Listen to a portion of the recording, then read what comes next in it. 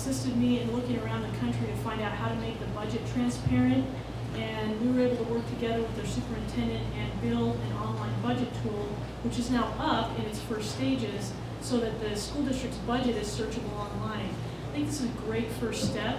There are some data integration and technical issues that are needed, and so another way that I've been able to help grab onto that new idea is to be supportive when there's opportunities to invest in that data infrastructure so that we can get to the point where we're precise in our investment and we're precise in what outcome we get for each investment. So that's one of the great ideas that I've grabbed onto and that has borne fruit at the beginning stages.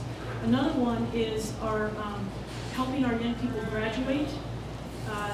Another trustee and I were up north when another school district got an award for getting the community involved in helping young people graduate. And we came down and were very enthusiastic and not taking no for an answer or not taking delay for an answer on let's do this, let's get the community involved. And the result has been hundreds more graduates each year. Our school district named the initiative Reclaim Your Future. It was called something else in other places that it's been done. And another really great idea that actually I was very excited to get involved in is an idea that is teacher professional development and exit strategy reform. It's actually been put into our NRS. It's called PAR, Peer Assisted Review, but this is this new idea that hadn't really been grabbed onto yet here in our school district. And this is a system where teachers get intensive support when they need it to fix, and then at the end of that PAR year, there's an exit panel. The high-performing district that we're kind of modeling this work after is Montgomery County, Maryland, where it's about 2/3 our size. They exit about 4 dozen people from the profession per year, so no more dance of the lemons, but actually it's time to find a different profession if you're not able to help students succeed. And in addition to that, hundreds of teachers get, whatever that was that they needed to click. And so Montgomery County has fantastic student success. Okay. And so there's three of the new ideas I grabbed onto that are working. Thank you so much, Trustee Cranor. Okay, we need to go with Mr. Did you want Mr. Kimball to respond, or was that okay before Trustee Cranor? Yes. Mr. Broadway, was that okay? Yes, ma'am. Okay, Mr. Fox, please. I want to say I've been actively involved in my children's schools here over the last few years. I've been a PTA member, I've been a PTA president. I tried starting a Watchdogs program, Dads of Gifted Students, Dads of Great Students, to get more male involvement, parental involvement. Because as we know, parental involvement at home and at school is key to the excitement that children feel in their education and what they learn, and how far they go with that into helping the dropout rates decrease. But what I found with children in elementary and middle school is that parental involvement is virtually non-existent after 5th grade. We couldn't get parental involvement from our middle school or even my counterparts in the high school. So my question is, like you mentioned, for community involvement, what would the plan be from each of you for keeping parents engaged beyond the elementary age levels, where it's most important to make sure that they stay in school and graduate? Okay, and we have about 8 to 9 minutes, so I'm going to have to kind of move things along. So on the response, if we could keep your responses to about a minute, we can get through. Thank you. And you want to go with Mr. Kimball, please? This is a community where the preponderance of the population are working in service industries. And as a result of that, many of the parents are out of the home. And in many situations, we have both parents that are working, some working during the day and some working at night. And this has obviously been a problem throughout the history of this school system. I remember when I was in it and teaching and working in other capacities, there was the same kind of thing. The PTA has always been very instrumental in filling in that void, but unfortunately, the PTA can't fill in all of the void because the parents who come to the PTA meetings are generally the parents who are not working in these different service jobs and other kind of involvement. And we need community involvement, there's no question about that. But the trick is how to move it so that it works. There's always been a lot of better ideas by Ford how something's going to work, and people put a lot of hope into it. And the end result I've seen over my career, in my lifetime, it's just gone by the wayside. So what we need to do is get people into the schools that can farm out with their contact people in the community, and more importantly, the businesses and the corporations in this city, get them involved in these kind of programs in our schools to service the students of the parents that are working for the industry that drives this city 24/7. Thank you very much, Mr. I'll Kimball. concur with Mr. Kimball. He's exactly right, and I am supportive of the program that our superintendent has already initiated to collaborate with major employers here to get into the actual workplace to collaborate with the parent. Also, when I was a parent before I was elected, I built a parent involvement program at the middle and high school level, and the district began to adopt it, and then it got mothballed. That was right when the recession was starting, and now we're actually building that into our strategic plan that's about to be unveiled. So again, the ideas have to actually happen, and it's exciting to me that they are starting to happen.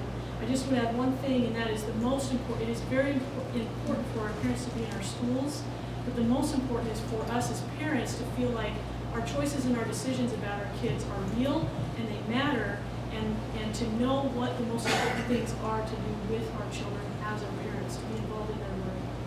Thank you very much, Trustee Cranor. Now moving to Mrs. Green, please. Hi, good afternoon. So I'd like to address another issue that I see in the schools. So I read a couple of books about segmenting children into skill levels in classrooms, and I'd like to hear your thoughts about that. And also, just to kind of bring perspective on what my question is referencing, I have a straight A student, and she loves to talk about topics like neuroplasticity, cognitive optimization, and I think it's kind of sad that her teacher tells me, she's a 20-year teacher, very brilliant teacher, but she says, listen, Alicia, I cannot tailor my lecture around your daughter's intelligence because I have other students that aren't at that skill level. But how do we mitigate that? And how do we help the students that want to learn more? And I want my daughter to experience a B every once in a while so she won't get that self-esteem blow when she's in middle school. Thank you very much, Mrs. Green. Trustee Cranor, would you like to start, please? Thank you, Mrs. Green, for that question. And I have had the exact same experience with our second daughter, and found that this is another area where we have to grab onto new ideas. In some cases, technology is a great opportunity. In other cases, there just have to be those opportunities actually at school, on campus, where our children can have something to grab onto and sink their teeth into. So the things that we're doing right now are how do we move away from one size fits all and toward the individualized learning. And one of the things that we're going to have to do, it's going to come back to the money again, is to invest in the student, and so push the budget away from a central office-based budget into a school-based budget, so that at the school where my daughter is, at the school where your daughter and son are, that they're able to adapt to the students in their school, and the money follows the student in the school, and build around them. Very good. Thank you very much, Mr. Cranor. Mr. Kimball, please. I think Mrs.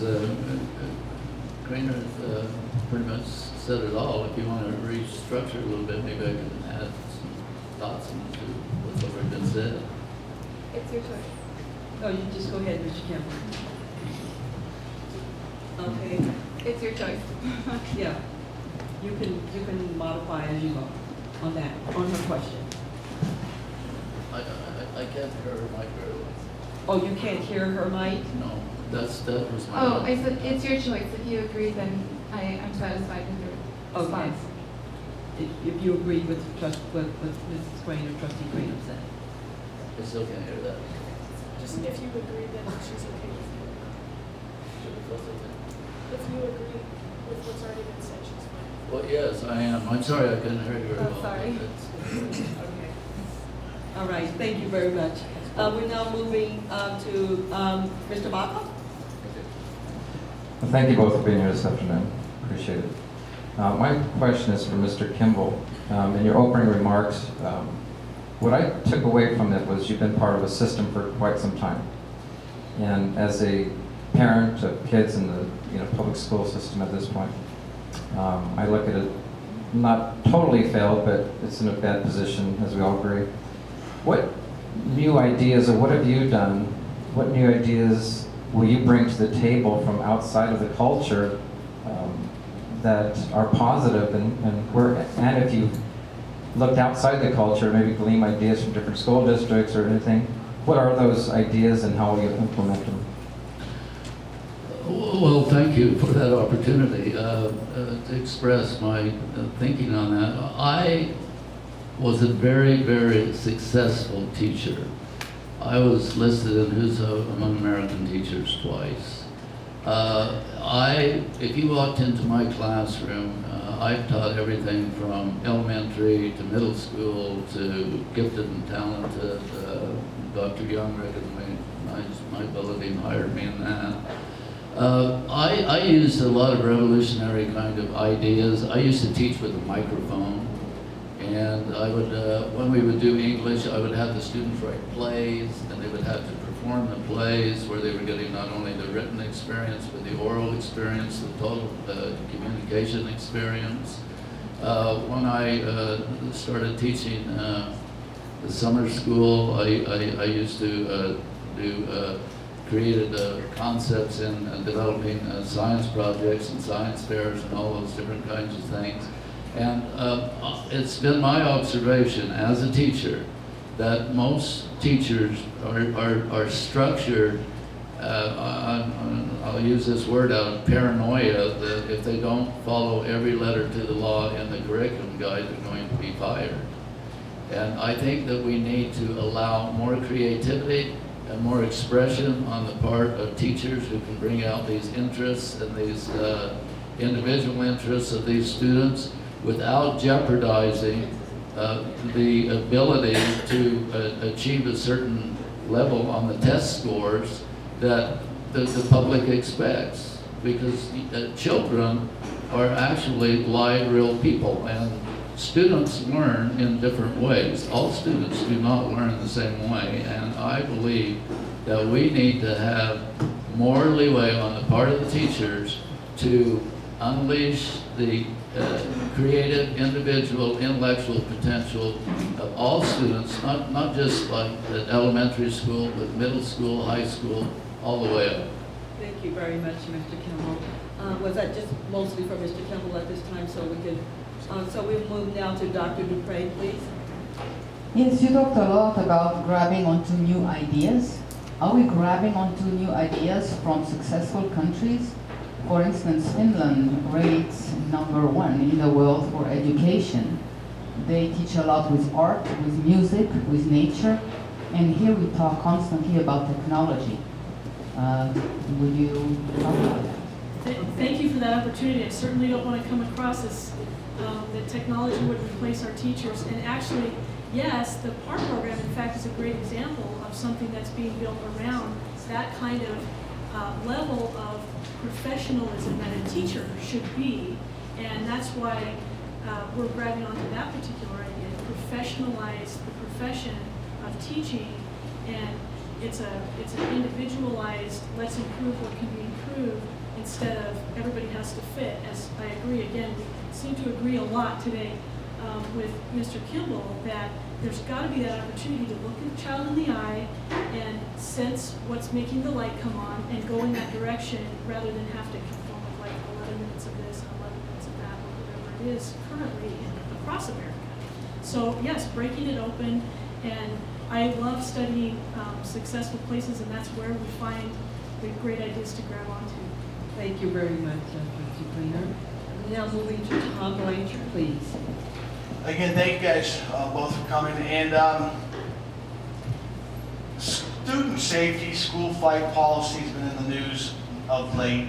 I'd like to get both your comments on if you feel the current school policy on the fight policy is appropriate, and if not, what would need to be changed.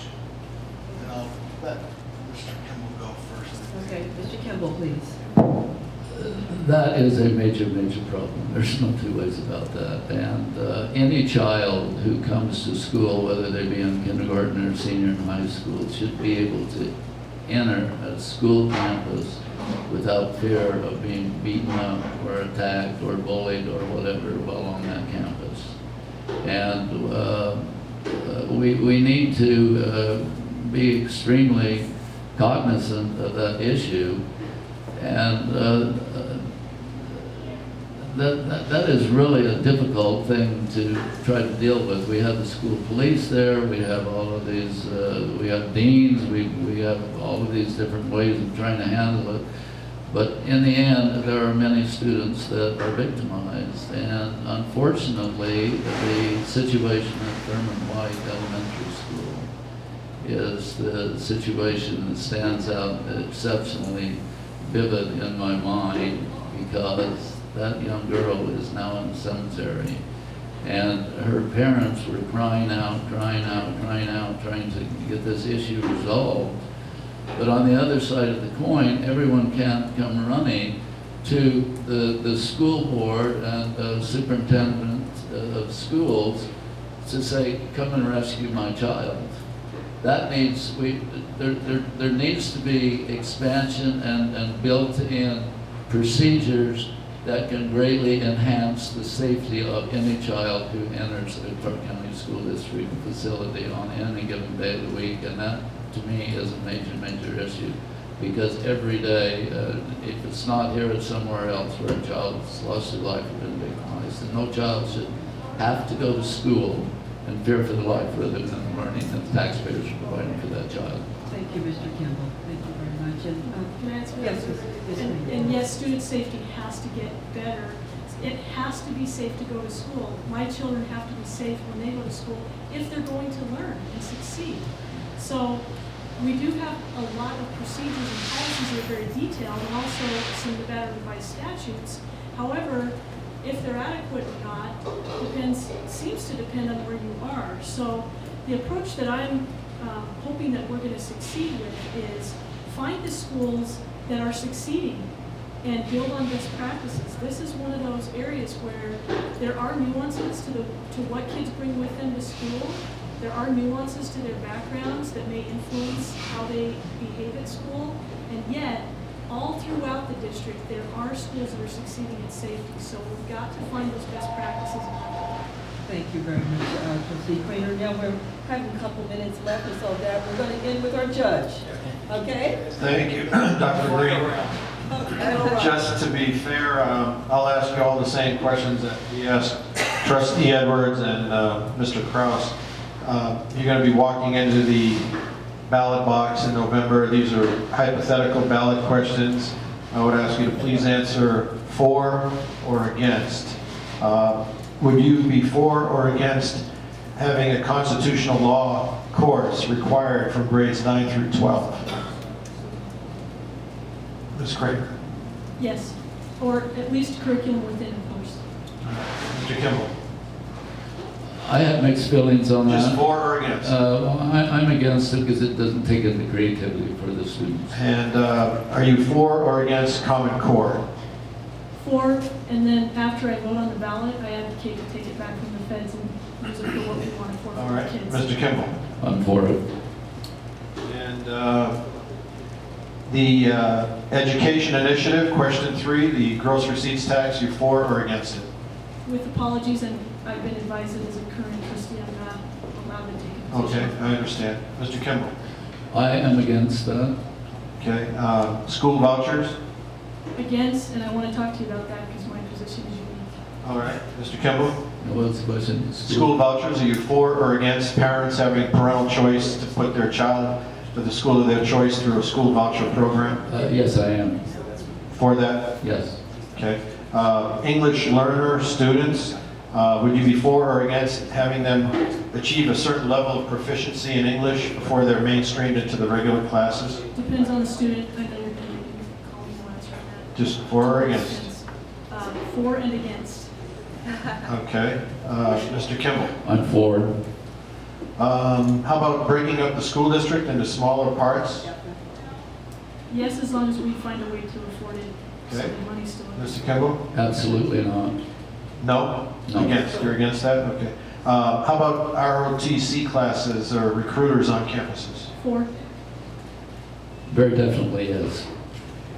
And how about having more availability for teachers to opt out of the teachers' union, expanding the length of time they have to opt out? For. For. All right. And the gun issue, I'm not sure what your positions were on the, if teachers want to carry a weapon on campus, if they're trained and certified beyond just the CCW requirements, were you for or against that? For. I'm against. All right. That's it. Thank you, Dr. Okay, we're just right at the buzzard right now, so we have completed this. This is for Trustee Clark County School District, District G. A big round of applause for our candidates.